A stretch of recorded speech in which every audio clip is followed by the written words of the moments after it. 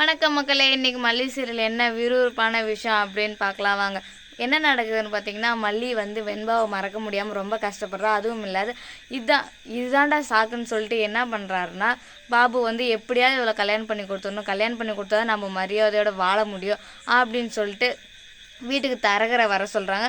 தரகர் வந்து நான் பொண்ணு ஃபோட்டோவை பார்த்தாங்க மாப்பிள்ளை வீட்டுக்காரன், இப்போ ரொம்ப பிடிச்சிருச்சு மாப்பிள்ளையோட அம்மாவுக்கு, நாளைக்கு வரேன்னு சொல்லியிருக்காங்க, உங்களுக்கு என்ன ஓகேவா அப்படின்னு வந்து தரகர் வந்து கேட்கவும், அப்போ தான் நாகுவுக்கும் மல்லிக்கும் தெரிய வருது. ஓ, நம்மளை பொண்ணு பார்க்குறதுக்கு நாளைக்கு வராங்களா அப்படின்னு சொல்லிட்டு மல்லிக்கு என்ன பண்ணுறதுனே தெரில. அவளுக்கு இந்த மேரேஜில் கொஞ்சம் கூட இஷ்டமே இல்லை.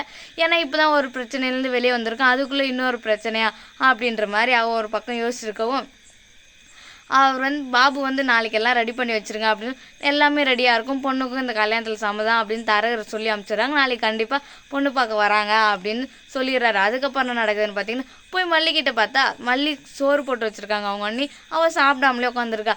ஏன் சாப்பிடாமலே உட்காந்துருக்கேன்னு பாபு கேட்கும். நான் வந்ததுலேருந்து பார்த்துனே தான் இருக்கேன், நீ எதுவுமே பண்ணுறதில்ல, சாப்பிட்றதில்ல, தூங்குறதில்ல, என்ன தான் உன் பிரச்சனை, ஏன் நீ எப்போ பார்த்தாலும் அந்த வீட்டை பற்றி நினச்சிக்கிட்டே இருக்கா, அதான் அந்த வீட்டை விட்டு வந்துட்டல, அக்ரிமெண்ட் எல்லாம் முடிஞ்சுட்டு தானே வந்த, இப்போ என்ன புதுசாக அந்த வீட்டவே நான் நினச்சிக்கிட்டே இருக்கேன், அதெல்லாம் எனக்கு தெரியாது, நீ அந்த வீட்டை மறந்துட்டு நான் சொல்கிறத மட்டும்தான் நீ கேட்கணும் அப்படின்ற மாதிரி பாபு சொல்லிடுறாரு. மல்லி இருந்து, நீ ஏன்னா இப்படி மாறினீங்க, என்னாச்சுன்னா உங்களுக்கு அப்படின்னும் போது, எல்லாம் நீதாம்மா காரணம், உன்னால தான் இப்படியெல்லாம் மாறினேன், சென்னையில் போய் நீ அங்கே அவனை வச்சுருக்க, இவனை வச்சுருக்க, செகண்ட் ஒய்ஃபை வாடகை கூப்பிட்ருக்கா, அந்த சம்பளத்தில் தான் நீ சாப்பிட்றியா, சோறு தின்று அப்படி இப்படின்னு ஊர் மக்கள் இல்லாத பொல்லாத கேள்வியெல்லாம் எனக்கு கேட்டாங்க. நான் உயிரோடு இருக்கிறதுக்கே உனக்காகவும் நம்ம பிள்ளைங்களுக்காக மட்டும்தான் அப்படின்னு வந்து பாபு சொல்கிறாரு.